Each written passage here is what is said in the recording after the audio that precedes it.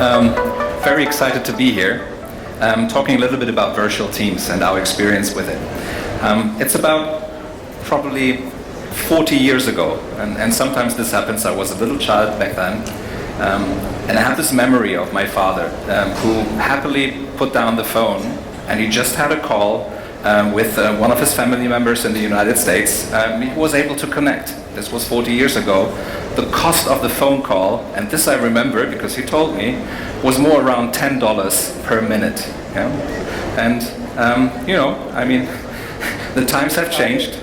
And I don't know who of you may remember this book, The World is Flat. So Mr. Friedman talked a lot about technological advancement and how it would make geography actually irrelevant. And that's exactly what happened over the last 10, 12, 15 years. And that's an amazing development. And for myself, this actually meant I was very inspired by this book and the idea to really connect people all around the world. And for the company that I created, this is Learnship, it was the idea of creating an online face-to-face experience for training, be it language, be it business communications, and really connecting the best trainers from all around the world, regardless of where they are.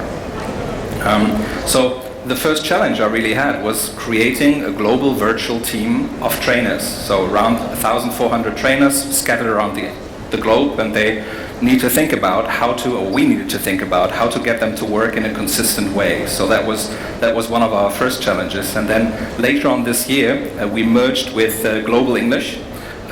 As you know, an organization that's been around in India for a very long time, doing business communication skills training for English. And here we had a similar experience and challenge. All of a sudden it was not just our trainer pool, but actually the organization overall that would come together as a global team.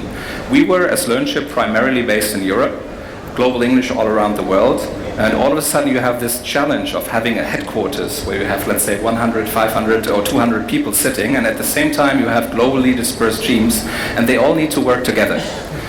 So that's a challenge we have also gone through.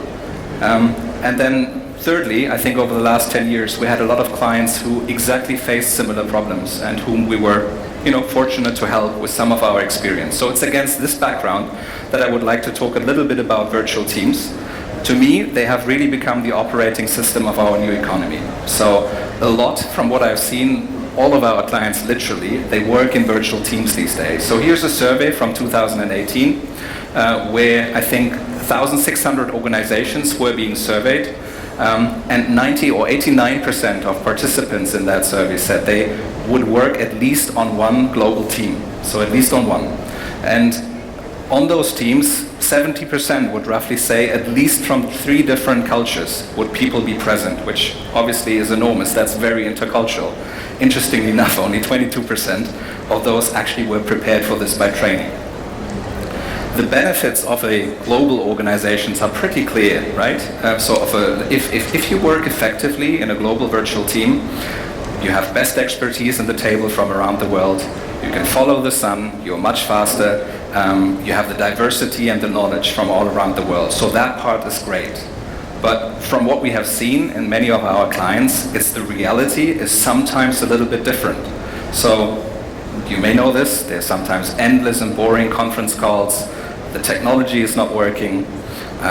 You have the loudest voice wins. So whoever, typically it's the native speaker in the room. Yeah? It's the native speaker who is best in communicating, and he basically talks down someone from Japan, just by way of example, to saying the American, yeah, so this is how it has to work, and the Japanese knows it's complete crap, but he doesn't dare to actually speak up. So these are all intercultural things. So a lot of those is actually reality, what we see in our clients. What does that mean for productivity? It can be mixed. In some organizations it works well, but in many other organizations, global teams are actually suffering from productivity. So if you want to outperform or at least replicate the environment that you would have in, let's say, one site, you need to think about a strategy. And that's what, at least from a Learnship perspective, Learnship Global English perspective, also with our clients we have seen. There are 5 things which I think you should consider. One is a strategy on language and culture. Another one is around people. Then there's something around technology that you need to get right in your organization, because you need to be prepared for being able to work globally. something around communications. So what means of communications do you actually use to interact with everybody around the world? And what's the learning strategy for in your organization to make sure that you're effective in mastering this challenge? So for the sake of time, I'd just like to pick on those 3 examples which we have here. So language and cultural strategy, communications, and learning. Language and cultural. So I'm not alone.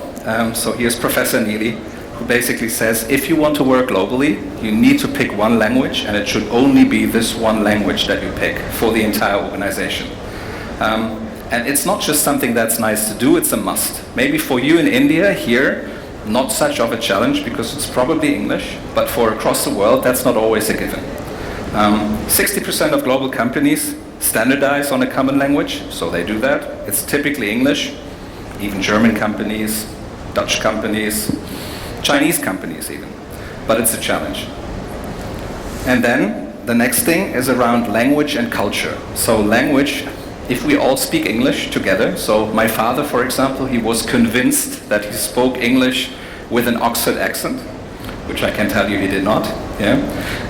But it's almost the perception of all of us here. We speak English quite well, so therefore no problem. So why shouldn't we be able to work effectively in a virtual team environment?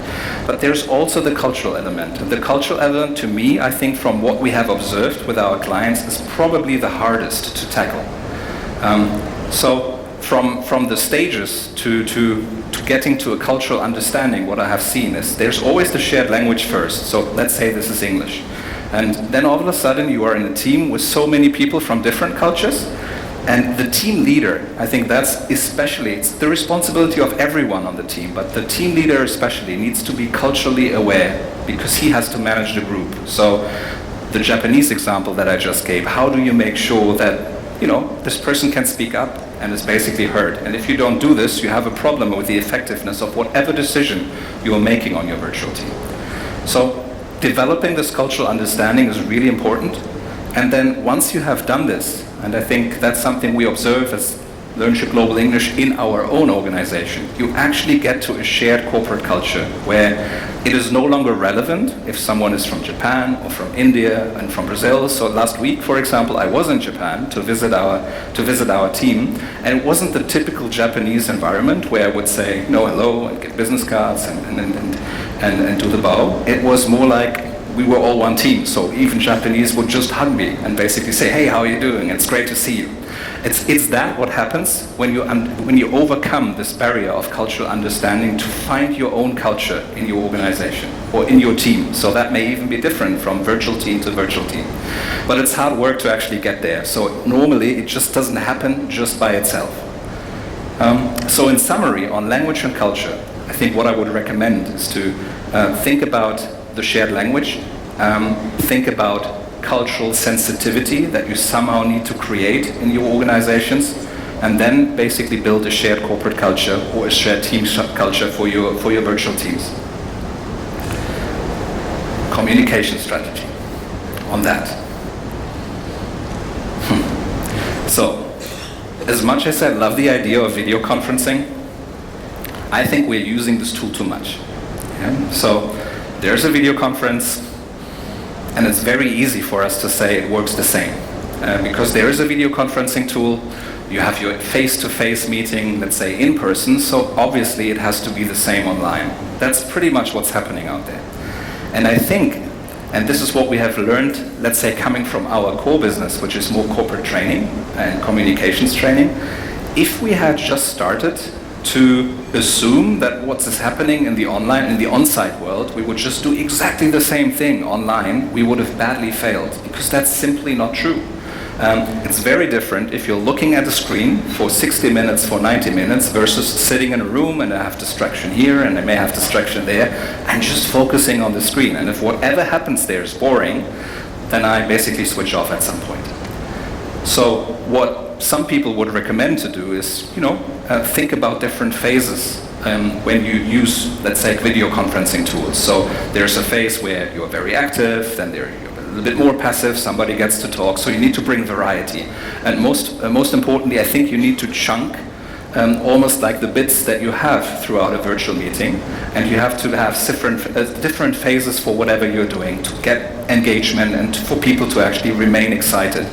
So what we have done is, at least for our business, to refrain, and you may be surprised by the length. So let's say our virtual meetings, also what we offer in terms of training, is more 60 to 90 minutes. And most people would probably say this is way too long. So even we had this discussion like, why don't we just do 30 minutes, and everyone wants just small bites. But what you do know from the on-site world, if there's one good thing about it, sometimes having an attention span over a period of time really gets you to sink into something. So that works. However, in getting there, so virtually, what we have tried to do, and this is just by way of example, so for whatever we teach, we actually have, let's say in an hour, 6 different phases. So we have chunked our virtual meetings so that people would actually go out there after 60 minutes and they didn't realize, oh, this was 60 minutes or this was 90. They're actually completely fine with it because they're happy, it's interactive, and they are engaged. So my recommendation would be, avoid attention overload in your virtual meetings. Limit your online meetings to whatever the number. Forget the 90 minutes here. So it can be 60, it can be 30, it can be 90 for you, whatever works best. But really think about how to do your meetings. Don't run them the same way how you would run a meeting which is just happening, let's say, in the traditional setting face-to-face.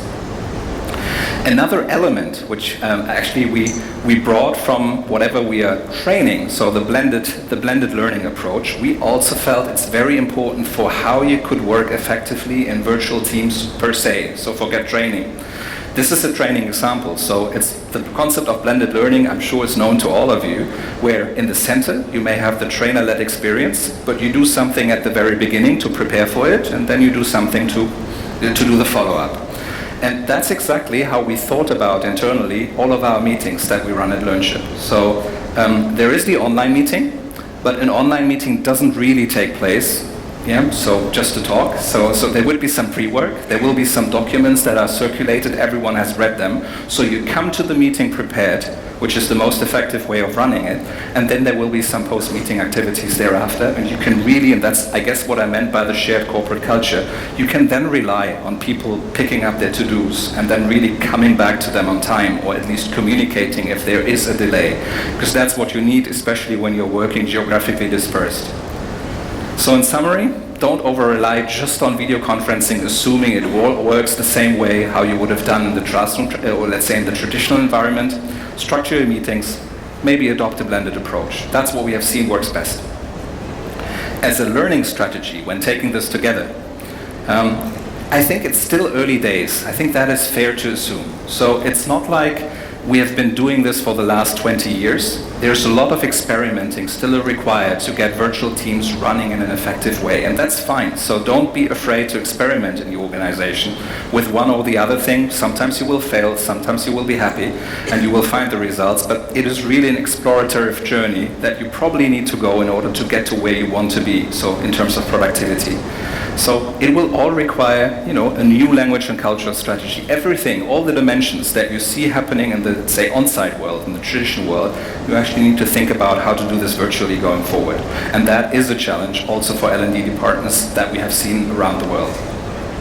The danger of the familiar, to me at least, and that's probably the biggest risk, as a leader to assume, let's say, I know how to run meetings, especially general management, senior management. They've been running meetings for years. So they typically struggle the most, all of a sudden, to get used to virtual environments. And this is where I believe, or at least from what we have seen, some training can be very helpful. Because by nature, I think I've been running meetings, I know how to do it, so how different can it really be in a virtual setting? But that's exactly where you may make a mistake and suffer a little bit from productivity. So this is more from Microsoft. So we must become more learn-it-alls than know-it-alls. Yeah? The know-it-all is the person knowing I've run meetings for the past 20 years, so I know how to do it. That's exactly what we shouldn't be doing when it comes to global virtual teams. What we try to do, at least for us internally in our own organization, because of that, we have our own academy with our dispersed team. So we do all of our trainings online internally for our trainers, for our staff, all of this online, and it makes a lot of sense because that's the way how we can reach everybody. In summary, still early. time to experiment, but it's really a new topic. It's a new topic probably for most organizations. I'm not sure about India, but at least what I can see in Europe, in Latin America, in the US, it is more or less a new topic, and there's not even a single or very, very few training programs in place that deal with this. All in all, I think we must all learn how to work in global virtual team settings. So again, it's the language, it's the people, it's the communication. So what do I mean by people? Just very quickly, it's about having the right people with which you can actually do this change, because that is change management. It's happening slowly, but you need to actually get this change up and running, and technology is more around giving people what they need in terms of technology to really work effectively. So there has to be some very basics, Basic internet connections will not work, have the right webcams in place, and sometimes it's the silliest things where something costs just 400 euros but actually gets you the webcam around the entire room. So not spending money on this is just it's not very effective to not do it. And it's those simple things, however, at least in Europe, we don't see in many boardrooms. So we don't see in most of the meeting rooms, actually. That makes no sense. So learning strategy we just talked about. And overall, I think that's my biggest message for you. There is a tremendous lever in increasing productivity if you get virtual teams to work the right way. If you think about, maybe from your own experience, being on some of those calls where you have different cultures and, not really knowing what the person is trying to see, hearing somebody, you speak all the same language, but the outcome somehow doesn't seem to be what you would like it to be. If you just save 2 hours or 1 hour of each person's time I think that's the challenge for learning and development with whatever your answers. But if you manage to do this with the entire workforce that works for virtual teams, the lever is enormous. So it's incredible. So it's millions and millions and millions of dollars that you generate for your organizations if you get this right. So on this note, I wish you the very best with working in virtual meetings to the extent it applies to you. And to the extent we can help, we are of course always happy to do so. But it's exciting. So coming back to my father's example, this I think it was last night. I had my own video conference, so it was no longer the phone, but I had my wife and my children in Europe. Actually, my uncle who lives in San Francisco in the same conference call. I was here in India, and I just wanted to share how excited I was to be in Bombay, because that's the very city where he went to university. And these things are possible nowadays. So it's an exciting time. I think we are very fortunate to be able to live through it. And I wish you all the best for your virtual meetings. Thank you very much for your attention. Thank you.